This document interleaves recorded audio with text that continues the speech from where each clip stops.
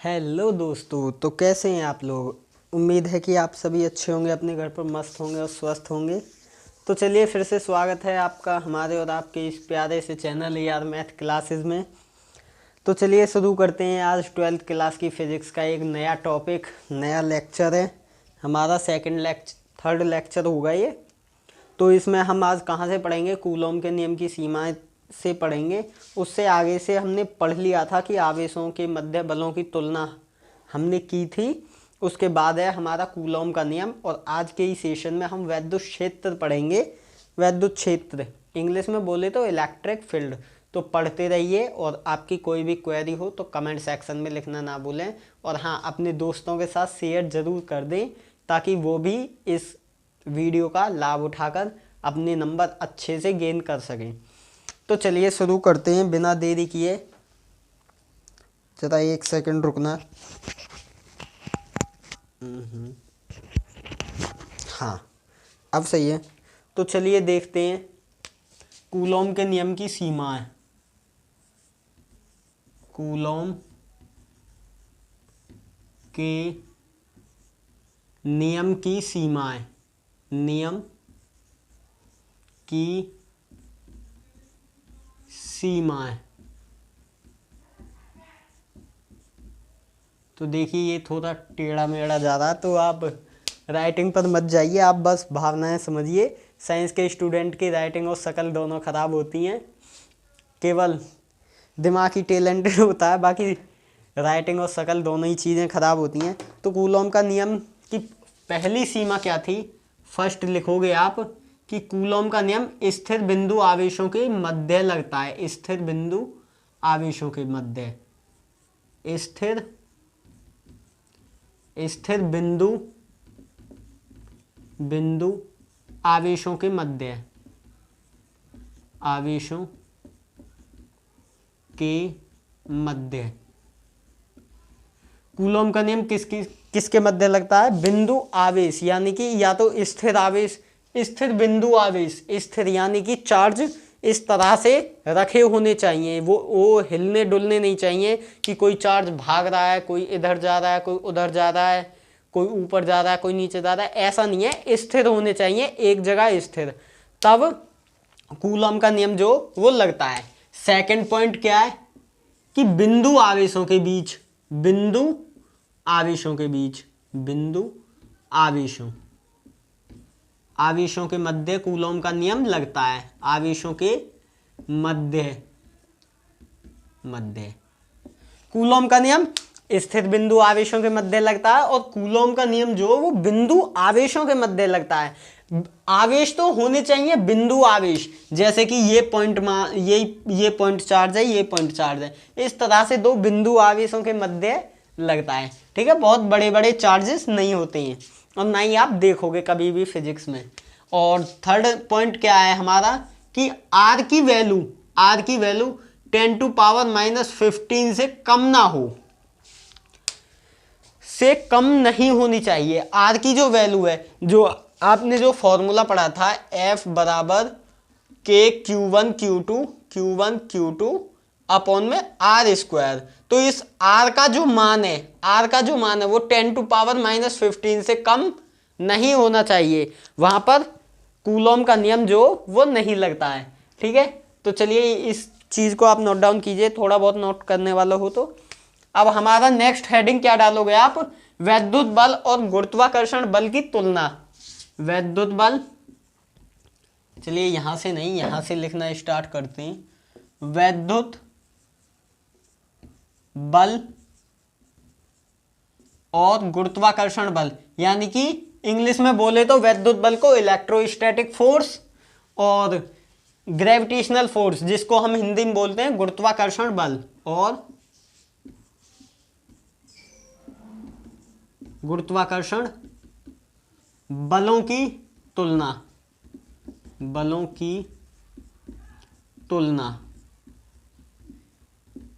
तो देखिए, आप क्या हेडिंग आपका ये हो जाएगा, वैद्युत बल और गुरुत्वाकर्षण बलों की तुलना।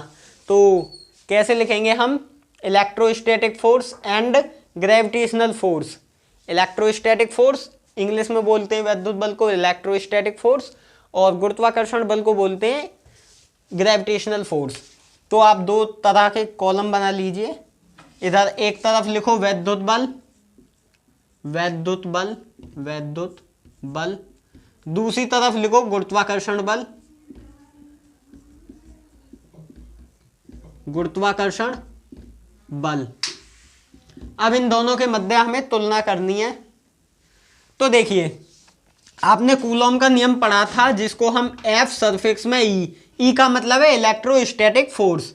तो F बराबर K Q1 Q2 by R square, ये आपने पढ़ा था। इक्वेशन नंबर फर्स्ट मान लो इसको। अरे यही तो पढ़ा था, किन्हीं भी दो आवेशों के बीच, बिंदु आवेशों के बीच लगने वाला आकर्षण अथवा प्रतिकर्षण यानी कि अट्रैक्शन एंड रिपल्सन का जो फोर्स होता है वो दोनों चार्जेस के मल्टीपल्स के और उनके बीच की जो दूरी है उसके वर्ग के व्युत्क्रमानुपाती होता है, यानी कि इनवर्सल प्रोपोर्शनल होता है। तो अब आप पढ़ेंगे गुरुत्वाकर्षण बल। तो गुरुत्वाकर्षण बल को हम F सरफिक्स में G का मतलब है ग्रेविटेशनल फोर्स। तो Fg को आप कैसे लिखोगे? Fg क्या होता था? कैपिटल G m1, ये द्रव्यमानों के मध्य लगता था और वो आवेशों के मध्य, बाकी यही है, सेम है। ये सेकंड इक्वेशन। अब हम क्या करते हैं, फर्स्ट अपॉन सेकंड कर देते हैं, फर्स्ट अपॉन सेकंड। यदि फर्स्ट को सेकंड से डिवाइड कर दो तो Fe अपॉन में Fg is equal to K Q1 Q2 upon में आर स्क्वायर, और इस सभी के अपॉन में लिखोगे capital G m1 m2 upon में आर स्क्वायर। आर स्क्वायर से आर स्क्वायर कैंसिल आउट हो जाएगा। तो इसके बाद इसको लिखते हैं Fe अपॉन में Fg is equal to K Q1 Q2 upon में कैपिटल G m1 और m2। अब इसका आप क्या निकालोगे?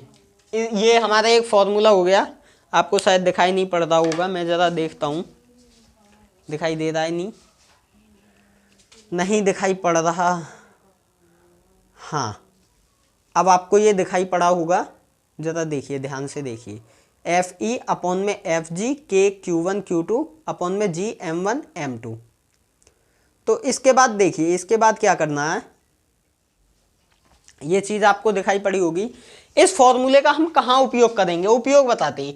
अगर हमें दो आवेश दिए हों, दो आवेश, और उन आवेशों का हमें द्रव्यमान दिया हो, तो हम वैद्युत बल और गुरुत्वाकर्षण बल का अनुपात निकाल सकते हैं आराम से इस फॉर्मूले से।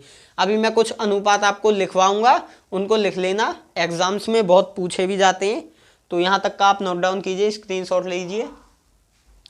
चलिए इसको रफ करते हैं। नोट पॉइंट लिखना है अब हमें कुछ, देखिए नोट पॉइंट क्या लिखना है।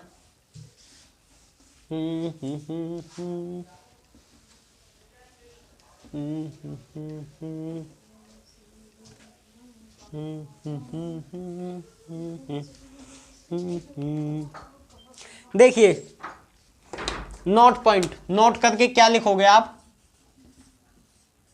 नोट पॉइंट में फर्स्ट लिखोगे दो इलेक्ट्रॉनों के लिए, दो इलेक्ट्रॉन के लिए वैद्युत बल, वैद्युत बल गुरुत्वाकर्षण बल का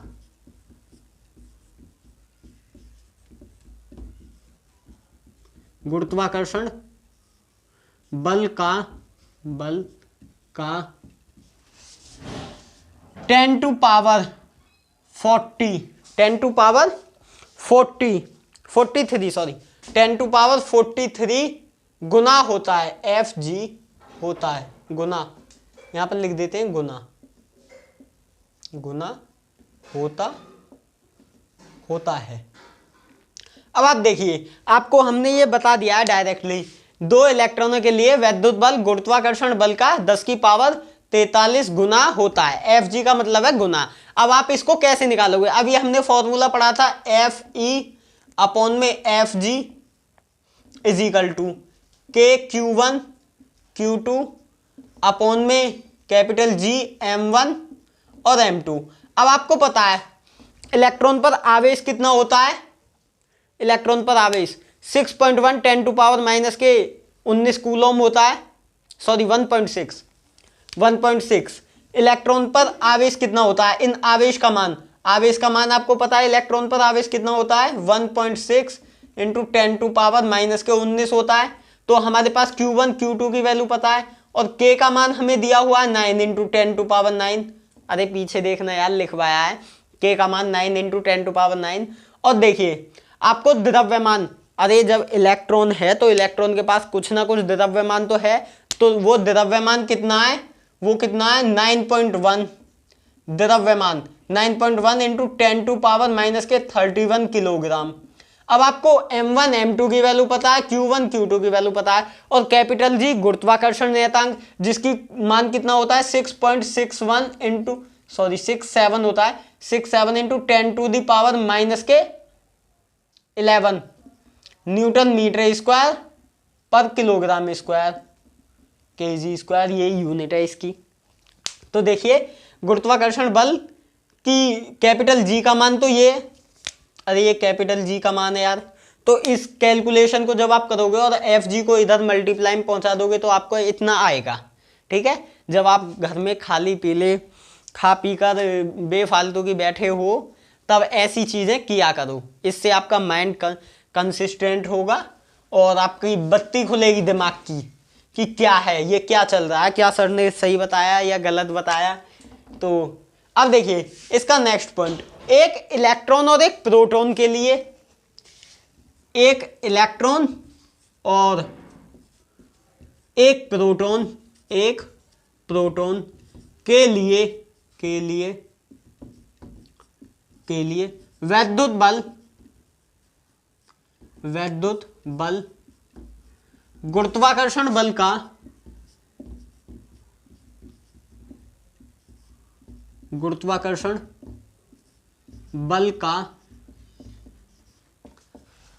10 टू पावर 39 FG गुना होता है, ठीक। और थर्ड लिखोगे अब आप एक इलेक्ट्रॉन एक प्रोटॉन, और थर्ड लिखोगे आप दो प्रोटॉन के लिए वैद्युत बल गुरुत्वाकर्षण बल का कितने गुना होता है। दो प्रोटॉन के लिए भी आप इसी प्रकार से निकालोगे जैसे मैंने इलेक्ट्रॉन के लिए बताया था। तो 10 टू पावर 36 FG होता है, ठीक है, इतने गुना होता है। दो प्रोटॉनों के लिए वैद्युत बल गुरुत्वाकर्षण बल का 10 टू पावर 36 FG होता है, ठीक है। इतना आप नोट डाउन कीजिए, उसके बाद चलते हैं अगली चीज पर।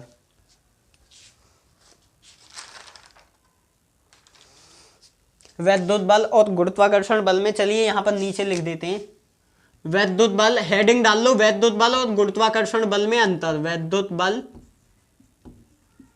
बल और एक साइड लिख देते हैं गुरुत्वाकर्षण बल।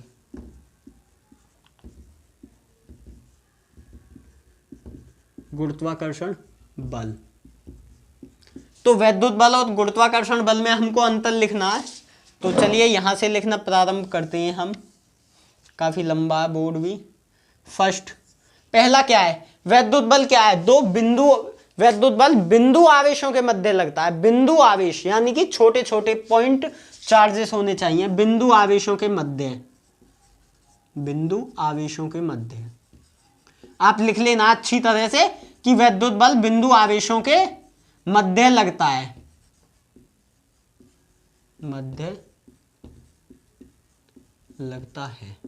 बिंदु आवेशों के मध्य। और गुरुत्वाकर्षण बल द्रव्यमानों के मध्य,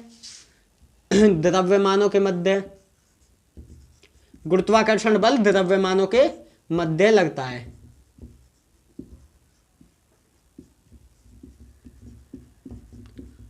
है।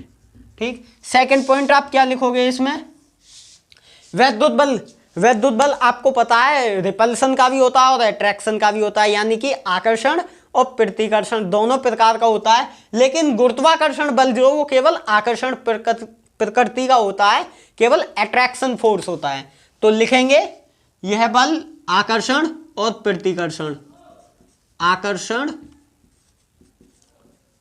और प्रतिकर्षण, प्रतिकर्षण दोनों प्रकार का होता है, दोनों प्रकार का होता है, अब देखिए गुरुत्वाकर्षण बल जो वो केवल अट्रैक्शन फोर्स होता है। आप 11th क्लास में पढ़ के आए हो न्यूटन भैया का नियम, जो गुरुत्वाकर्षण का नियम दिया था न्यूटन चाचा ने, क्या दिया था कि किन्हीं भी दो द्रव्यमानों के बीच लगने वाला आकर्षण का बल दोनों द्रव्यमानों के गुणनफल के अनुक्रमानुपाती और उनके बीच की दूरी के वर्ग के व्युत्क्रमानुपाती होता है। तो आप इसको लिखेंगे केवल आकर्षण का बल, यह केवल आकर्षण का बल होता है, केवल आकर्षण का बल होता है, तो ये चीज आप सभी को क्लियर हुई। अब देखिए वैद्युत बल, जो वैद्युत बल माध्यमों पर निर्भर करता है, वैद्युत बल जो वो माध्यमों पर निर्भर करता है। कैसे? अगर आप इनको 2 पॉइंट चार्जेस को अगर आप पानी में डुबो दोगे तब बल लगाओगे तो कुछ और लगेगा, और उसी को आप किसी ऑयल में डाल दोगे, पेट्रोल में, डीजल में, तो वहां पर कुछ और बल लगेगा। तो वैद्युत बल आवेशों के माध्यम पर निर्भर करता है, नंबर 3 क्या डालोगे आप? आवेशों के माध्यम पर निर्भर करता है, आवेशों के माध्यम पर निर्भर करता है, ठीक। तो यहां तक की चीज आप सभी को क्लियर हुई होगी कि आवेशों के माध्यम पर वैद्युत बल निर्भर करता है। अब गुरुत्वाकर्षण बल जो वो आवेशों के माध्यम पर निर्भर नहीं करता है, द्रव्यमानों के माध्यम पर निर्भर नहीं करता है। अब आप 1 किलोग्राम के 2 पत्थर ले जाकर पानी में डुबो दो तो भी उतना ही बल लगेगा, उनको चांद पर ले जाओ तो भी उतना ही बल लगेगा, और उनको उठाकर किसी में फेंक के मारो तो भी उतना ही बल लगेगा। लेकिन ऐसा करना मत यार कभी पता लगी कि खेल खेल के चक्कर में 302 लग गई। तो गुरुत्वाकर्षण बल आवेशों के माध्यम पर निर्भर करता है, माध्यम पर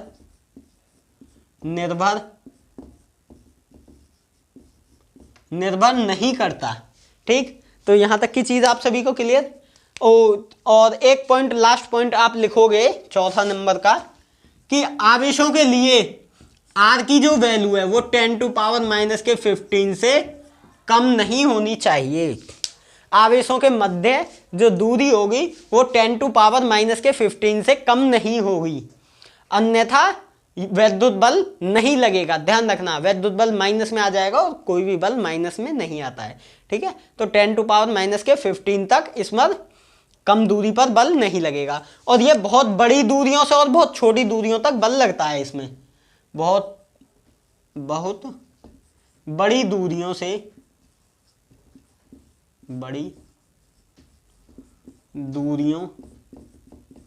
से, बहुत छोटी दूरियों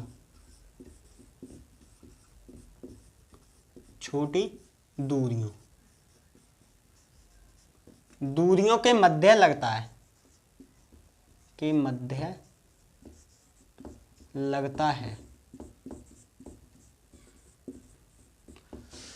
ठीक। तो चलिए इसको नोट डाउन कीजिए, स्क्रीनशॉट लीजिए, दिखाई पड़ रहा है खूब अच्छे से। तो चलिए इसको रफ करते हैं, नेक्स्ट चीज समझते हैं।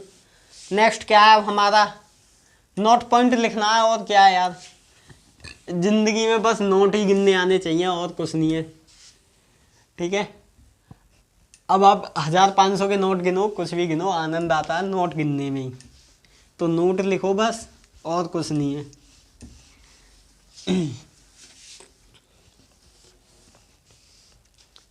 तो चलिए देखिए हमारा नेक्स्ट नोट पॉइंट क्या है। Note, NOTE, note.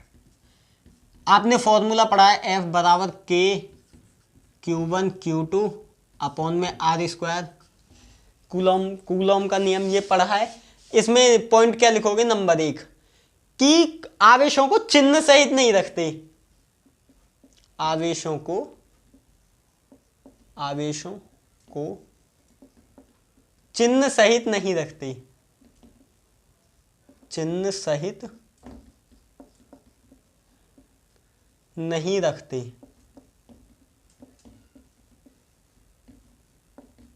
ठीक, पहला पॉइंट। सेकंड पॉइंट क्या लिखोगे आप? यदि n आवेश हो, यदि n आवेश, n या आवेशों, n, अरे क्या लिख रहा है ये, n आवेशों के मध्य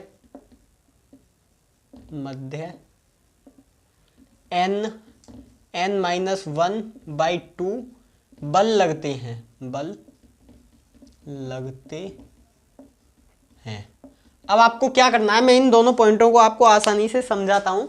ठीक है, क्या है? आवेशों को चिन्ह सहित नहीं रखते हैं। अगर आपको दिया हो माइनस के 10 कूलम का आवेश, तो आप यहां पर माइनस के 10 कूलम का आवेश नहीं रखोगे, आप केवल 10 कूलम रखोगे।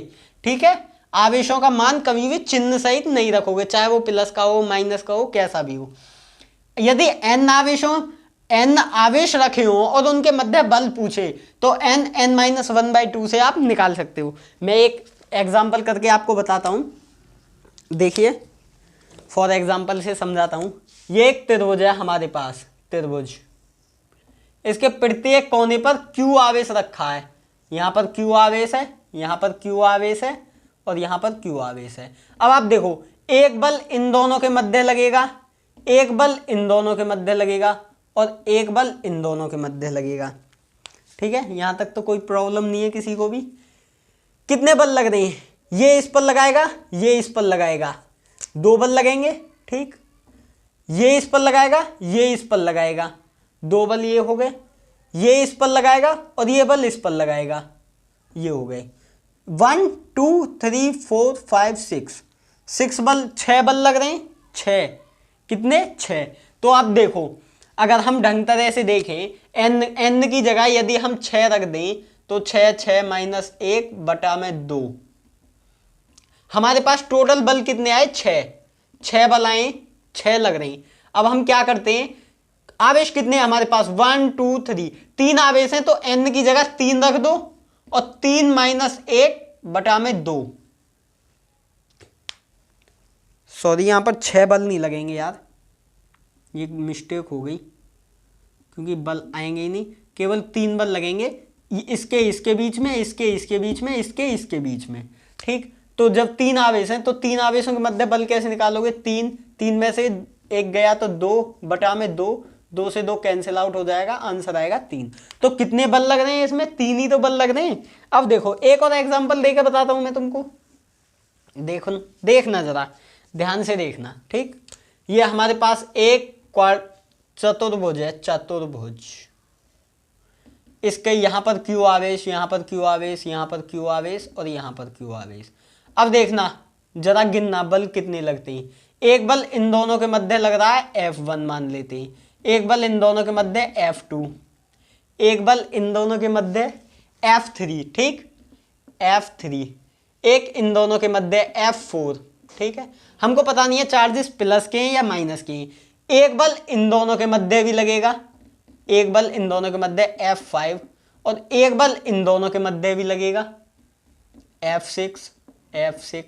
अब कितने? टोटल 6 बल हैं, लेकिन हमारे पास चार्जेस कितने? 1 2 3 4, तो 4 यहां पर रखो, 4 माइनस 1/2 कर दो, तो 2 से ये कट जाएगा 2 बार, 2, 4 में से 1 गया तो 3 बचे, इंटू 3 कर दो, तो इजिकल टू कितने आए? 6। और यहां पर कितने बल लग रहे हैं? 1 2 3 4 5 6। तो इसलिए, तो आई होप कि आपको ये अच्छे से समझ में आया होगा। तो चलिए इसको रफ कर देता हूं मैं।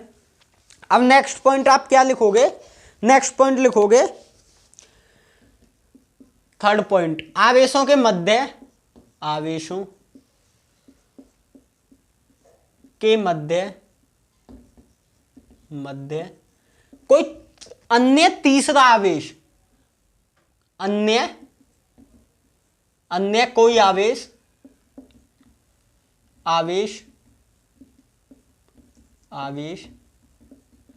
आ जाए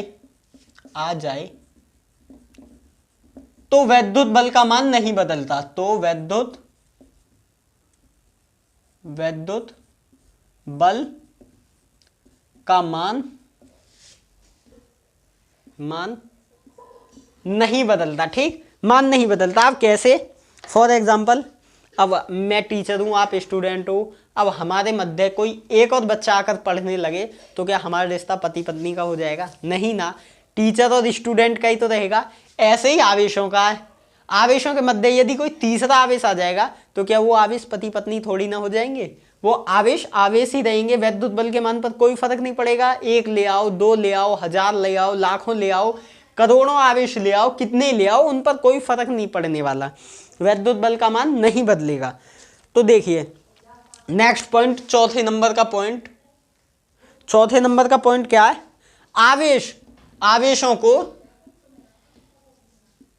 आवेशों को दो बराबर भागों में बांटने पर, दो बराबर भागों में बांटने पर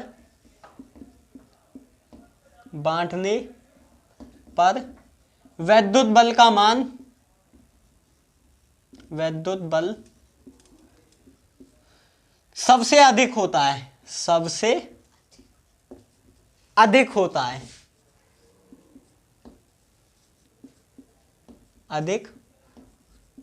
है।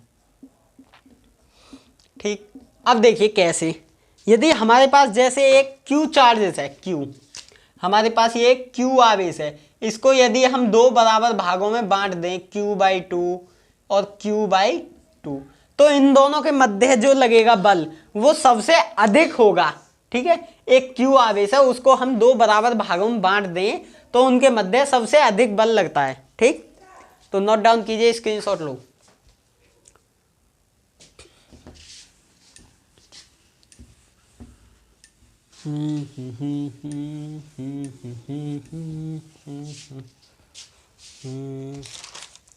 देखिए अब हमें निकालना है बलों का परिणामी। हम कैसे निकालते हैं? Resultant of force. तो देखिए बलों का परिणामी,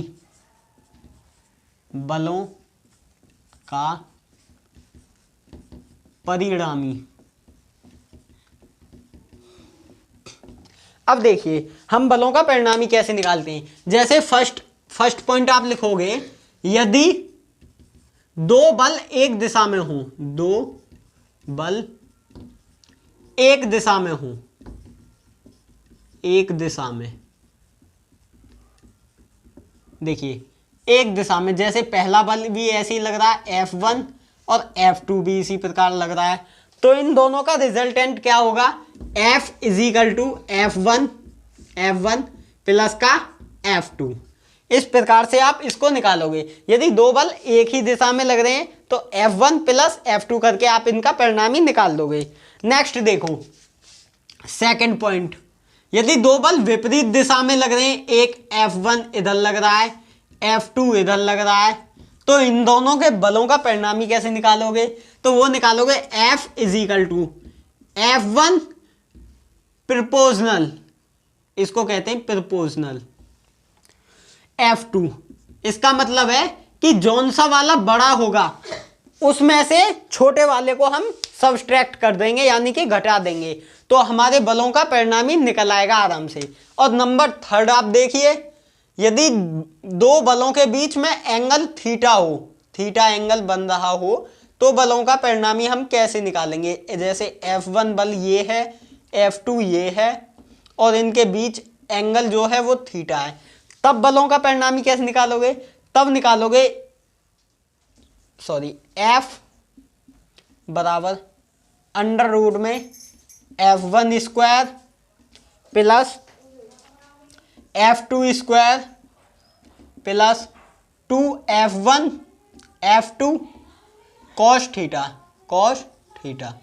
अब जैसे कि फॉर एग्जांपल मैं आपको एक बताता हूं, थोड़ा सा समझना। यदि दो बलों के बीच में थीटा कोण बन रहा है, दो बल हैं हमारे पास F1 F2, यदि उनके बीच में एंगल थीटा है तो उस बल का परिणामी कैसे निकालोगे, F बराबर under root F1 square plus F2 square plus 2F1 F2 cos theta. तो चलिए जल्दी से नोट डाउन कीजिए, आपको समझ में आई होंगी चीजें। इसका मतलब, इस साइन का मतलब है कि बड़े में से छोटे को आप घटा दोगे तो हमारे बलों का परिणामी निकल आएगा आराम से। तो चलिए नोट डाउन कीजिए जल्दी से फास्ट।